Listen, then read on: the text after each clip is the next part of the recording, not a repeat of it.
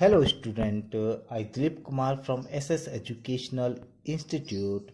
Today we are going to introduce in an operating system subject. The topic is a CPU scheduling criteria. First of all हम आपको ये बताना चाहते हैं कि हमने इससे पहले CPU टर्मिनोलॉजीज के बारे में बताया था कि एक्चुअल में क्या है। ये टर्मिनोलॉजी और शेड्यूलिंग क्राइटेरिया में थोड़ा सा डिफरेंस ये होता है बेटा कि हम जो टर्मिनोलॉजी है दैट मीन्स कि किसी भी शेड्यूलिंग के अंदर दैट मीन्स कोई भी हम सीपीयू शेड्यूलिंग हम बात करें सीपीयू शेड्यूलिंग अगर हम कोई भी सीपीयू शेड्यूलिंग कर रहे हैं तो जो भी हम एल्गोरिथम्स यूज़ करेंगे उस एल्गोरिथम के अंदर हमारी कौन कौन सी टर्म यूज़ होंगी that is called the terminology.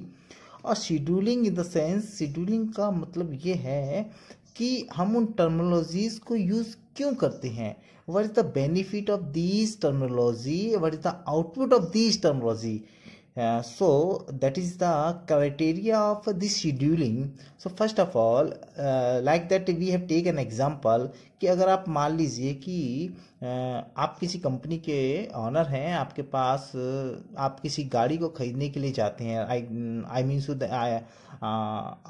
मेरा कहने का पर्पज़ ये है आई मीन से दैट कि आपके पास चार ऑप्शन है कि आप इस तरीके की चार गाड़ियां हैं, इनमें से कौन सी गाड़ी लेंगे। तो सबसे पहले फर्स्ट ऑफ ऑल आप सेलेक्ट करेंगे, गाड़ी की क्वालिटीज़ चेक करेंगे, बॉडी का फीचर्स चेक करेंगे। देन उसके बाद वो ये चेक करेंगे आपकी वो गाड़ी पेट्रोल की है कि डीजल की है। देन आप उसका यूज़ करेंगे, उसके अंदर फीचर्स क्या हैं, क्या फंक्शनलिटी है उसके अंदर, पावर विंडोज़ है कि नहीं है उसके अंदर, ठीक है, एयर बैग है कि नहीं है उसके अंदर। फिर लास्ट में उसका माइलेज चेक करेंगे कि इसका माइलेज कितना अधिक है, ठीक है ना। On the behalf of this criteria you will select the best car, ठीक है ना। आप उन इन बिहाफ पर आप उसमें सबसे अच्छी जो गाड़ी होगी आप उसे चूज करेंगे, ठीक है ना। सेम चीज़ की जो हम शेड्यूलिंग एल्गोरिथम्स की बात कर रहे हैं तो हम ये चेक करेंगे कि किस क्राइटेरिया के अकॉर्डिंग कौन सी एल्गोरिथम बेस्ट है। मे बी हो सकता है कि हर एल्गोरिथम जो है वो किसी न किसी क्राइटेरिया को फुलफिल करती हो। ऐसा नहीं है कि कोई एक एल्गोरिथम सारे क्राइटेरिया को फुलफिल करती हो।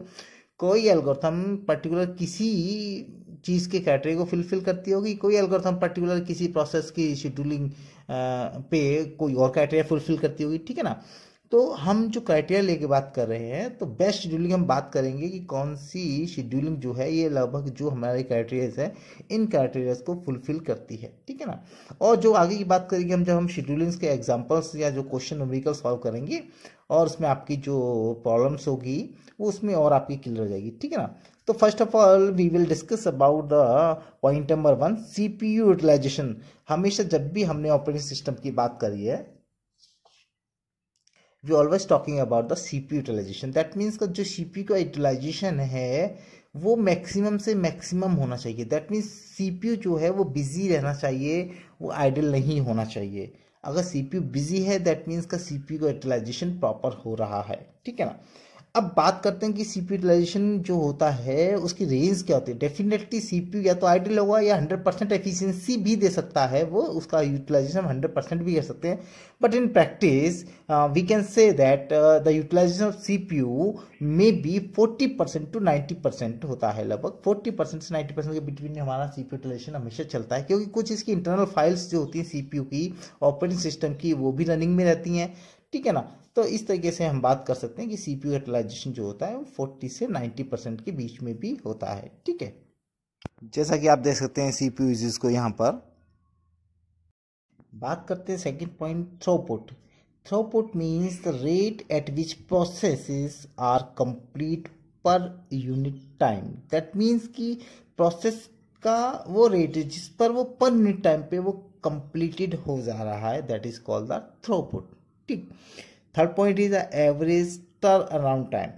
टर्न अराउंड टाइम हमने इससे पहले बात कर चुके थे। टर्न अराउंड टाइम की जो टर्मिनोलॉजीज में हमने बात करी थी, सेम चीज़ यहाँ पर एवरेज का मतलब होता है कि sum of all turn around time of processes upon number of processes, ठीक है ना। अब पर्टिकुलर किसी प्रोसेस का जो टर्न अराउंड टाइम होता है और हम जितने भी टोटल प्रोसेस के टर्न अराउंड टाइम को काउंट करेंगे और नंबर ऑफ प्रोसेस से डिवाइड कर देंगे तो एवरेज टर्न अराउंड टाइम निकल के आ जाएगा हमारा, ठीक है ना। Average waiting time, waiting time में भी सेम चीज, total number of waiting, total process ने कितना टाइम लिया है, सारे प्रोसेस मिला के सम ऑफ ऑल वेटिंग टाइम ले लेंगे और सेम प्रोसेस हम डिवाइड कर देंगे, तो एवरेज वेटिंग टाइम हमारा निकल के आ जाएगा। सेम एवरेज रेस्पॉन्स टाइम भी सेम ऐसे निकल के आएगा, सारा रेस्पॉन्स टाइम्स को हम कैलकुलेट करके नंबर ऑफ प्रोसेस से हम उसे डिवाइड कर देंगे तो हमारा एवरेज रिस्पॉन्स टाइम भी निकल के आ जाएगा।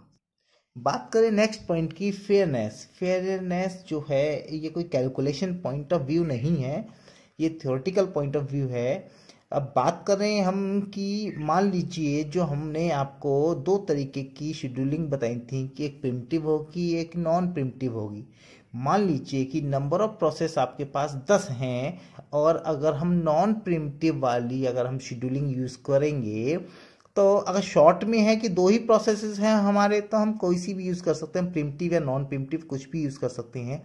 But in a case in a main memory there are lot of processes like more than 10 processes, then वहाँ पर अगर हम बात करें कि हम नॉन प्रिमिटिव यूज़ करें तो आप ये देखिएगा कि जब एक प्रोसेस सीपीयू के पास पहुँचेगा जब तक वो कंप्लीट नहीं होगा, दैट मीन्स कि सेकेंड प्रोसेस जो है वो एग्जीक्यूशन या रनिंग के लिए नहीं आएगा।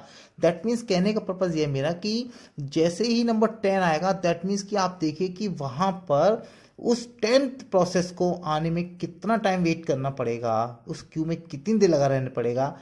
दैट मीन्स कि ये है मेरा कहने का कि फेयरनेस होनी चाहिए, fair share use of CPU का फेयर शेयर होना चाहिए कि मैक्सिमम से मैक्सिमम आपके सारे प्रोसेस को सीपीयू को एग्जीक्यूशन के लिए रन करने के लिए कोई ना कोई इंस्ट्रक्शन जरूर मिल जानी चाहिए हर प्रोसेस की, ठीक है ना। वेट एंड आपका जो इनपुट आउटपुट वेट के लिए जाएगा या सीपीयू वेट के लिए जाएगा वो अदर कंडीशन है, बट हर प्रोसेस को सीपीयू को इंस्ट्रक्शन जितनी जल्दी हो जाए that is called the fair share of CPU, ठीक है ना। अब जितना भी हम बात कर रहे हैं कि जो शेड्यूलिंग क्राइटेरिया दे रखा है इसका ऑब्जेक्टिव क्या है हमारे शेड्यूलिंग का, डेफिनेटली मैक्सिमाइज सीपीयू यूटिलाइजेशन होना चाहिए, थ्रूपुट मैक्सिमाइज होना चाहिए और मिनिमम क्या होने चाहिए हमारे turn around time, waiting time and response time there will be less, ये कम होने चाहिए। That is a criteria of scheduling, ठीक है ना। सो आप थिंक आप समझ में आ गया होगा आपकी कि शेड्यूलिंग क्राइटेरियाज क्या होते हैं, टर्मिनोलॉजीज क्या होती हैं। और अब हम आपको एक एक करके जो भी नॉन प्रिमिटिव प्रिमिटिव एल्गोरिथम्स हैं अब उसके बारे में नेक्स्ट वीडियोस में हम आपको न्यूमेरिकली सॉल्व करके दिखाएंगे। Thank you, be safe, take care, good morning.